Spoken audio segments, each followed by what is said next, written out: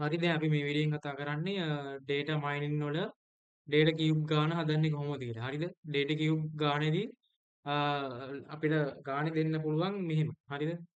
මෙන්න මේ වගේ data table එකක් දීලා මෙන්න මේ වගේ cube එකක් හදන්න කියලා කියන්න පුළුවන්. මේක තමයි data table එක. මේක තමයි answer එක. මම හිතන්නේ මේකට ලකුණු බර ගාණක් හම්බ වෙනවා. මේ ගාන හදන්න කලින් දැනගන්න ඕන දේවල් ටිකක් තියෙනවා. ඒක තමයි data cube එකක් කියන්නේ මේ වගේ දෙයක්. data cube එකක් කියන්නේ මේ වගේ දෙයක්. මේ තියෙන්නේ 3D data cube එකක්. මේ තියෙන්නේ ඒකේ 2D version එක. ඔයාලට පේනවා ඇති මේ පැත්තේ තියෙන්නේ y අක්ෂය, මේ පැත්ත x අක්ෂය, මේ පැත්ත z අක්ෂය. හරිද? එතකොට මේකේ ඒ සමාන මේ තියෙන්නේ y එක, මේ තියෙන්නේ x එක, මේකේ z එක නෑ. මොකද මේ තියෙන්නේ එක 2D එකක් තමයි අපි අරගෙන තියෙන්නේ. හරිද? එතකොට මේකෙදි මේ ගාන හදද්දී අපි ඉස්සෙල්ලාම හඳුනා ගන්න ඕනේ මේකේ තියෙන මේ dimensions මොනවද කියලා. හරිද? dimension table මොනවද කියලා අපි හඳුනා ගන්න ඕනේ. මේකේ theory part එක වෙනම වීඩියෝ එකකින් මම අරගෙන එන්නම්. ඉස්සෙල්ලා අපි බලන්නේ ගණන් හදන්නේ කොහොමද කියලා. ඉතින් මේක dimension හඳුනා ගන්නවා නම් ඔයාලා මෙතන බලා ගන්න පුළුවන් මේ එක line එකක තියෙන්නේ මෙතන දැන් මේ table එකේ කොලම් තුනක් තියෙනවා. හරිද? P1 සහ කැලගරි කියලා තියෙනවා. ඊට පස්සේ වෙන්ස් කියලා තියෙනවා. හරිද? එතකොට දැන් මේ මැද කොලම් එකේ තියෙන්නේ මේ රටවල් වල නම් ටික. හරිද? මේ පැත්තේ තියෙන්නේ ප්‍රොඩක්ට් ටික. මේ පැත්තේ තියෙන රටවල් ටිකක්. මේ පැත්තේ තියෙන්නේ මිනිසුන්ගේ නම් ටිකක් තියෙන්නේ. හරිද? එතකොට දැන් මේකේ අපිට බලා ගන්න පුළුවන් dimension table වර්ග තුනක් තියෙනවා. ඒ කියන්නේ එකක් තමයි මෙන්න මේ P1, P2, P3, P5 ඒ වගේ එන එකක් තියෙනවා. ඒකට කියන්නේ product කියලා. හරිද? ඒතර මේ පැත්තේ දැන් ඒක හඳුන්වලා දීලා නැහැ. මේගොල්ලෝ ගානේ කියලා නැහැ මේ පැත්තේ මේකට කියන නම මොකක්ද කියලා. හැබැයි අපි දැනගන්න ඕනේ මේකට කියන්නේ මේ අපි මේක හඳුන්වන්න ඕන මේ කොලම් එක product කියලා. හරිද? සාමාන්‍යයෙන් ඔය වගේ එන නම් ටිකක් තමයි තියෙන්නේ. එක ගානේ දෙන්න පුළුවන් මේක මොකද්ද කියලා. එතකොට අපි මේක හඳුන්වමු product කියලා. එතකොට මේක ඇවිල්ලා country ඕ city. අපි city හරි country හරි දාමු. මේක ඇවිල්ලා අදාළ කට්ටියන්ගේ මේ නම් ටික. හරිද? එතකොට මේ ගානේදී අපි හඳුනා ගන්න ඕන මේ unique values මොනවද කියලා. හරිද? එතකොට දැන් මේකේ පළවෙනි row එකේ තියෙනවා P1 කියලා තියෙනවා. ඊට පස්සේ P2 කියලා තියෙනවා. ආපහු මෙතන P1 තියෙනවා. මෙතන P1 තියෙනවා. එතකොට අර රිපීට් වෙන්නේ නැතුව යුනික් වැලියු ටික හඳුනා ගන්න ඕනේ. ඒ වගේ හඳුනාගත්තට පස්සේ මේ තියෙන්නේ ඒ හඳුනාගත්ත වැලියුස් ටික. හරිද? P1, P2, P3, P4, P5. එතකොට ඒක දාලා තියෙන්නේ x අක්ෂයට. හරිද? ඊට පස්සේ අපිට හඳුනා ගන්න ඕන මොනවද තියෙන්නේ කියලා cities මොනවද කියලා හඳුනා ගන්න ඕන. හරිද? locations. ඒ locations unique location ටික තමයි මේ තියෙන්නේ මෙතන දාලා. හරිද? මේ ටික. ඒක දාලා තියෙන්නේ y අක්ෂයට. එතකොට අදාළ මිනිස්සු කවුද කියලා හොයා ගන්න ඕන. බොබ් ඉන්නවා, වෙන්ස් ඉන්නවා, රිචඩ් ඉන්නවා, ඇලිසන් ඉන්නවා. හරිද? ඒ කට්ටියන්ට වෙනම separate 2Ds හතරක් හදලා තියෙනවා. මේ විදියට.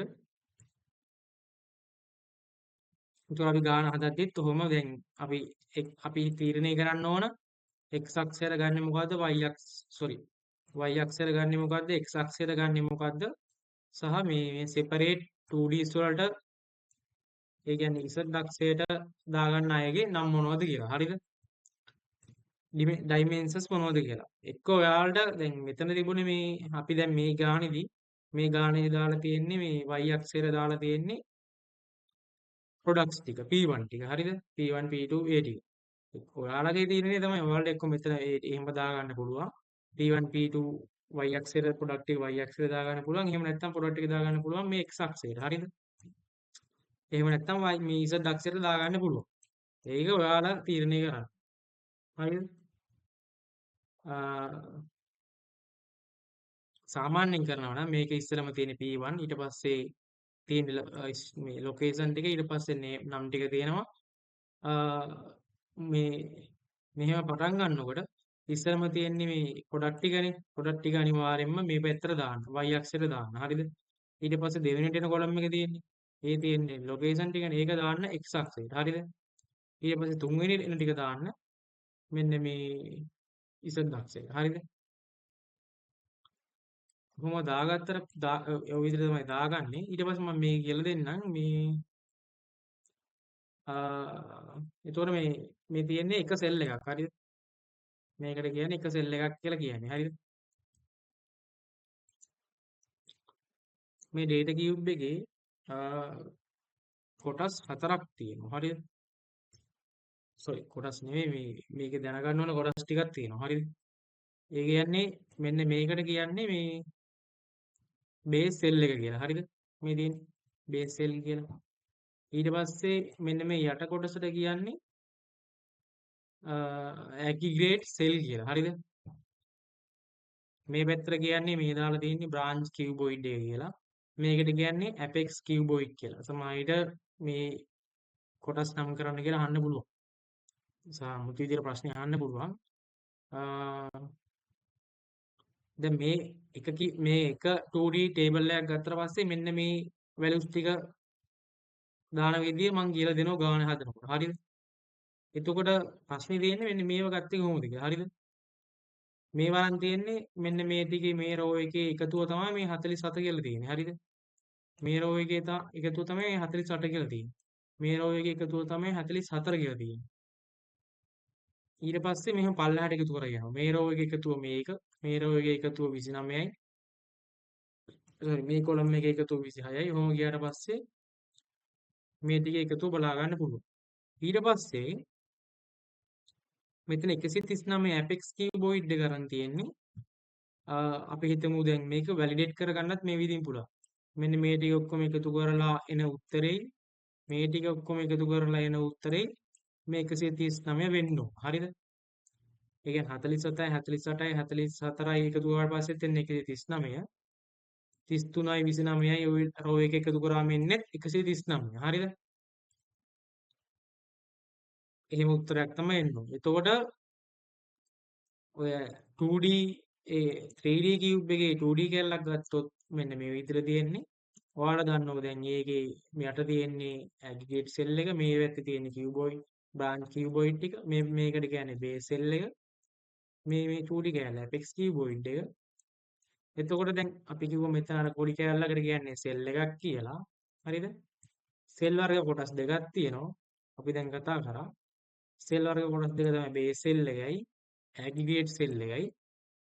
මේ තියෙන්නේ යට ඇග්‍රිගේට් සෙල් එක, මේ තියෙන්නේ උඩ බේස් සෙල් එක. හරිද? මේ ටික පොඩ්ඩක් උඩින් දැනගත්තම ඇති. එතකොට ගාන හදන්නේ කොහොමද කියලා දැන් මම කියලා දෙන්නම්. ඒකට මම පොඩි ඇනිමේෂන් එකක් හදාගත්තා.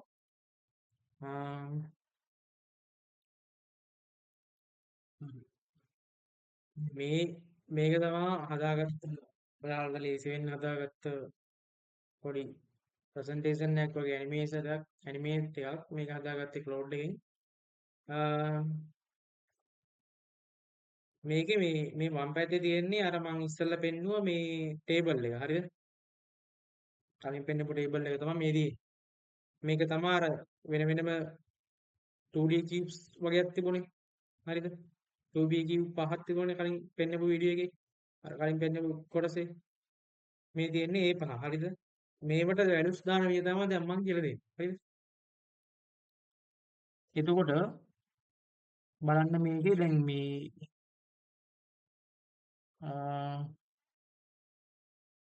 වගේ මේ කර්සර් එක දිහා බලන්න. මේ පළවෙනි වම් පැත්තේ පළවෙනි ටේබල් එකේ පළවෙනි රෝ එක තියෙන්නේ. ඒ ID එකේ ප්‍රොඩක්ට් එක P1 හරිද? ඊට පස්සේ ඒකේ සිටි එක කැලග්රි කැල්ගරි කියලා. ඊට පස්සේ තියෙනවා සේල්ස් පර්සන් වෙන්ස් තියෙනවා. ඊට පස්සේ කවුන්ට් එක 2යි. හරිද? මෙන්න මේ 2 කියන එක දාගන්නේ කොහාටද කියලා තීරණය කරන්න ඕනේ. මෙන්න මේ ප්‍රොඩක්ට් එකයි සිටි එකයි සේල්ස් පර්සන් උයි අනුව. හරිද? එතකොට මේකෙදි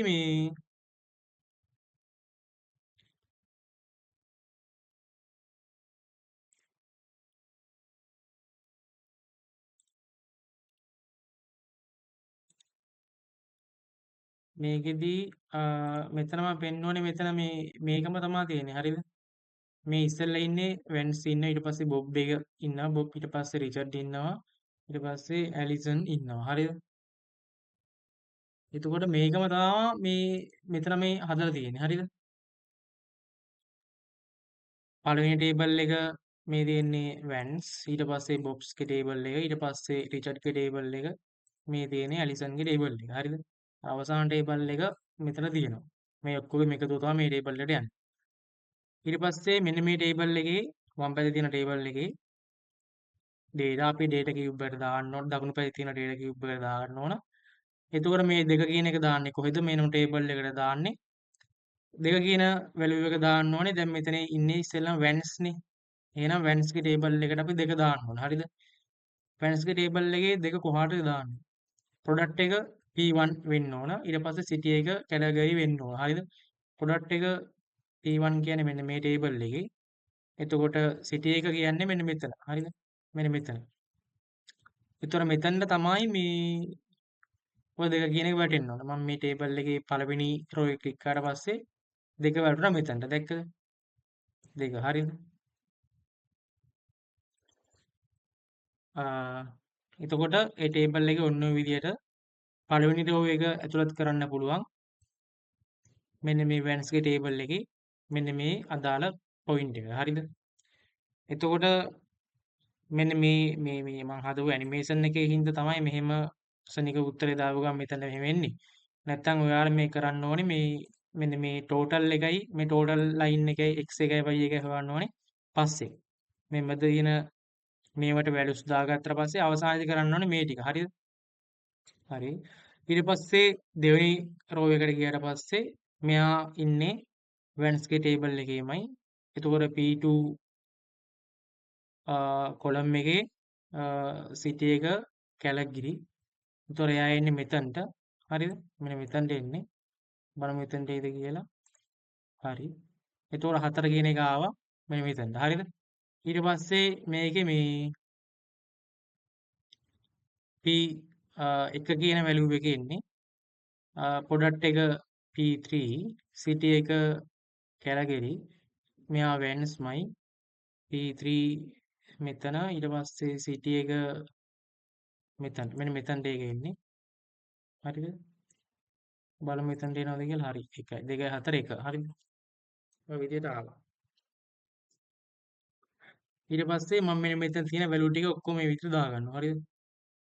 මේ වැන්ෆිට් අදාළ ටික. මේ ක්ලික් කරාට පස්සේ අදාළ පහට එන්නේ ටොරොන්ටෝ කියන සිටි එකේ P1 කියන ප්‍රොඩක්ට් එක මෙතනට සෙලෙක්ට් වුණා. ඊට පස්සේ 8 වෙනි වැලියු එක දාගමු. ඒක එන්නේ මෙතනට. ඊට පස්සේ 2 දාගමු. ඊට පස්සේ 5. හරිද? මේ ටික තමයි මේ වෙන්ස්ට අදාළ ඔක්කොම ටික. හරිද? එතකොට 2 4 1 ඔය විදිහට දාගන්න මේ මැද තියෙන කොලම් ටික වලට දාගන්න දැන් දන්නවා. ඊට පස්සේ මෙන්න මේ යට තියෙන ඇග්‍රිගේට් සෙල් එකට වැලියු ගත්ත විදිය මම ඔයාලට කලින් කිව්ව ගන්න විදිය. ඒ කියන්නේ 2යි 5යි එකතු කරාම 7යි. 4යි මෙතන මේ උඩ මේ කොලම් එකේම එකතුව 4යි. ඊට පස්සේ මේ කොලම් එකේ 8යි එක එකතුව 9යි. මේ කොලම් එකේ 5යි 2යි 7යි. හරිද? ඊට පස්සේ මෙන්න මේ ලයින් එකම එකතු කරාට පස්සේ එන්නේ 27යි. මෙතන එකතුව ගන්නෙ මේ ලයින් එකේම එකතුව 7යි. මේ ලයින් එකේම එකතුව 15යි. මේ ලයින් එකේ එකතුව 5යි. මේ 7යි 15යි 5යි එකතු කරාම 27යි. මේ දෙපැත්තෙන් මෙන්න එකතු කරාම 27යි. හරිද? මේක වැලිඩේට් මේ ආපු ගාන හරිද කියලා බලා ගන්නත් ක්‍රමයක්. ඊට පස්සේ මේ විදිහට බොබ්ට අදාළ වැලියු ටිකක් දාගන්න පුළුවන්. මේ තියෙන බොබ්ගේ ටේබල් එක.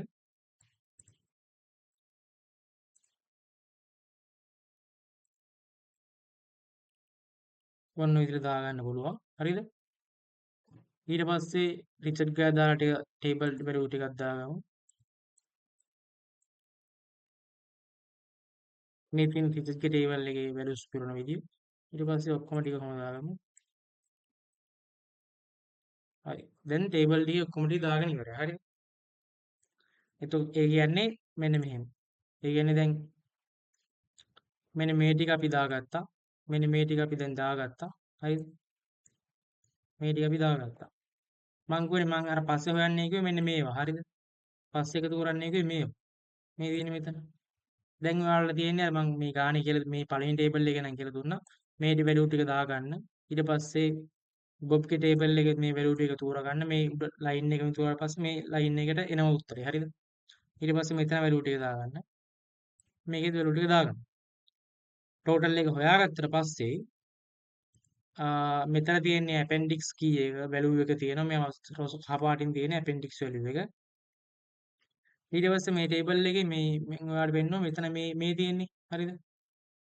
මේ තියෙන්නේ මේ ඔක්කොගේම වැලියුස් වල එකතු. මෙතන තියෙන්නේ 7 තියෙනවද තේරෙනවද? 7 පේනවද ඔයාලට? වෙනස්කි 7 තියෙනවා. 7යි මේ 6යි මේ 2යි මේ දෙක එකතු වුණාට පස්සේ මුළු උත්තරේ 17යි. හරිද? මුළු එකතුව 17යි.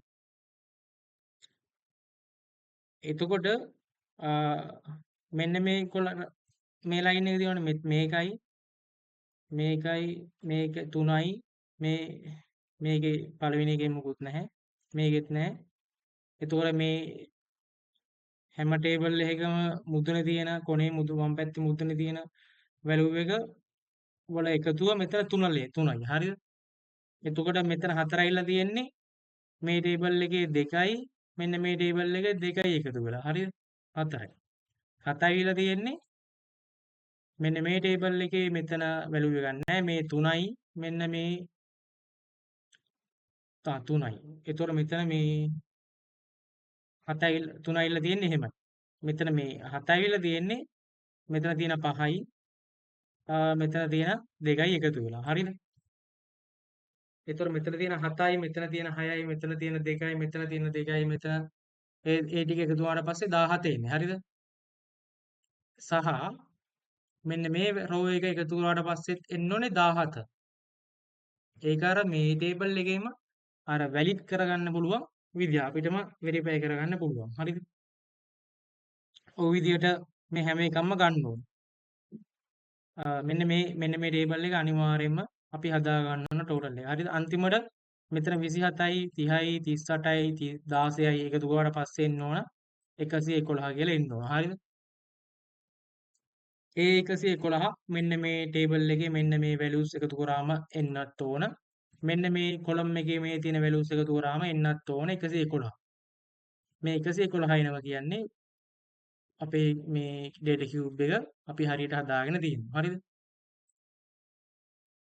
මේ තියෙන්නේ මෙතන අපි එක රෝ එකක් දාගෙන නැහැ. දැක්කද? ඒක දාගත්තා පස්සේ මෙතන 111 ගානට මෙනවා. හරිද? මම මේ වීඩියෝ එකකින් මෙන්න මේ ක්ලෝඩ් එකේ මේ ඇනිමේෂන් එක හදපු ලින්ක් එකත් මම ඔයාලට දාලා තියන්නම්. එතකොට මේ විදිහ තමයි ඩේටා කියුබ් එකක් අපි හදාගන්නේ අර ටේබල් එකට අනුව.